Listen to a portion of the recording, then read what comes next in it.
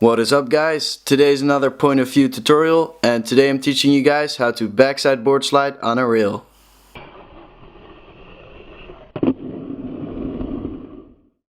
This is the first point of view tutorial on anything other than a flat ground trick, so that's pretty damn exciting. The backside board slide is also probably the first slide that you're gonna learn in your skateboard career, so that makes this video even more exciting. If you're not motivated enough yet, think of how freaking awesome it would be to be able to just slide on the wooden middle part of your skateboard. Once you're able to do this, you can learn these off of handrails and other rails, and it just looks so satisfying. It's just so damn cool. Just look at that slide, how can you not want to learn this? As I just said, the backside board slide is probably going to be your first ever skateboard trick on a rail. You want to make sure that you learn this one properly, because later on you will be learning other slides, and having a good backside board slide on lock allows you to learn those other slides easier. An example of these so-called other slides might be a lip slide. Before you learn this trick, you want to be able to at least ride around on a skateboard.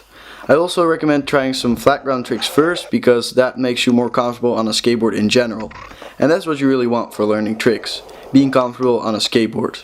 So how do I get comfortable on a skateboard, Bruno? Well, just learning tricks and trying new tricks makes you comfortable on a skateboard. Actually, any time spent on a skateboard makes you more comfortable on it. So I also advise you guys to just go out and skate as much as you can. For the backside board slide, the first trick you need to be able to do is the ollie. You can check out my ollie tutorial for that one.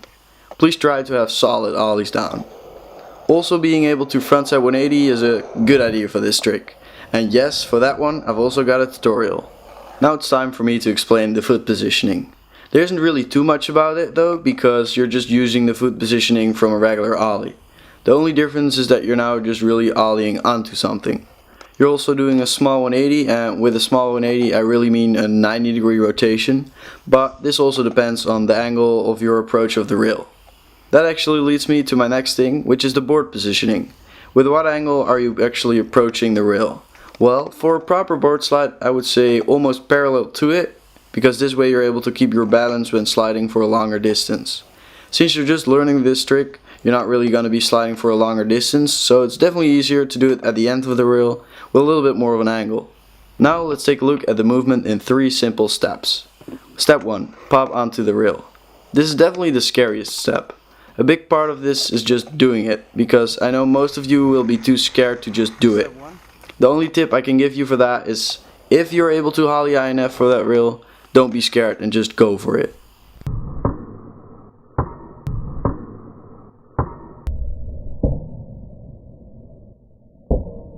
Step 2. Sliding.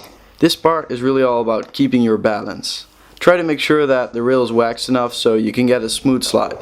It's also easier to start out on the end of the rail so you have a short slide. Just do them longer once you got the short board slides down.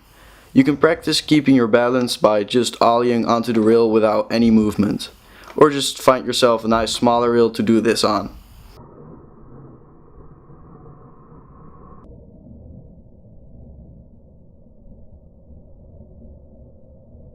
Step 3. Getting off the rail. This is definitely the easiest part, and for most of you, you'll be doing it without any effort.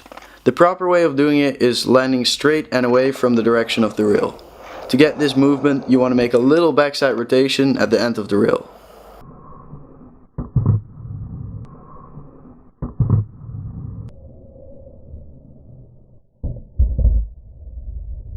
Now it's common mistake time. The first common mistake has to do with your guts. It may sound silly, but I actually see this a lot, and that is that people just push their boards in front of them. They pop it and they just throw their board onto the rail. This really just comes from being scared, and the only tip I can really give you is to just go for it a full 100% once. Once you got your first try out of the way, you're definitely less scared to try it a second time. You can also just try to do the board slide movement by doing it on a small rail first without moving. This may help you to get less scared for the real sliding movement as well. The other common mistake I see a lot is when people slip out. Your board either slides in front of you or you just kind of stick it and fall forward. This is not only to do with your balance, but also with getting used to the rail. You never know if someone just waxed it, so first always test the rail with your board only. It takes a little bit of time to land this trick for the first time, and it takes even more time to really get them on lock. So if you ever see some people doing nice and easy board slides, don't think that they're just talented or lucky. They put a lot of time into learning skateboarding, and you should too. Just remember that they were once where you are now, and it's now just up to you. Stay positive and you'll get there. Thanks a lot for watching, everyone.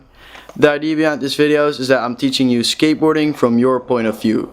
This is how you would see yourself learning these tricks, and doing tutorials this way helps you to self-visualize. Self-visualization works really well, so that's a big advantage of watching these tutorials over watching just regular ones. Subscribe for more upcoming tutorials and regular skate videos. Peace out, skate on, learn your tricks, land them, go out there and just skate.